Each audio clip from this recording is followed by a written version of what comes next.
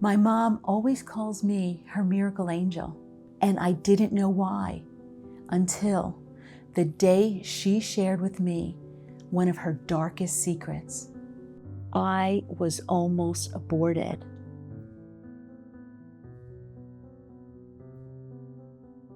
It was early 1961 when Mom found out she was pregnant with me, her sixth child.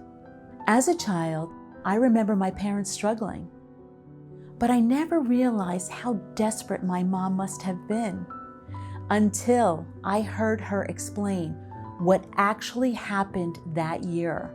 My parents lived in a small 3-bedroom apartment where there was no room for another baby and little money.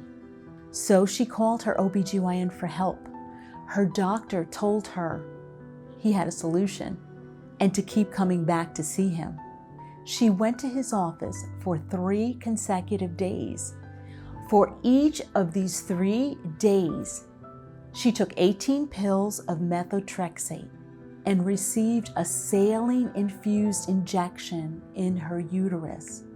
This help her doctor offered was unsuccessful, and I, her miracle angel, was born in October in 1961. When I was born, both of my feet were turned out, which we now know is a documented side effect of methotrexate. When my mom finally told me why I was born with this abnormality, I had so many thoughts racing through my mind. How much shame and guilt did my mom carry all these years? This is why I told her immediately that I forgave her and reassured her how much I loved her. At the time, my mom was so desperate as she followed her doctor's orders. But God was so good. He not only saved me from abortion, but He helped our family survive the hard times we faced. We may not have had everything in life that other kids had. Sure, I shared a crowded room and wore hand-me-downs.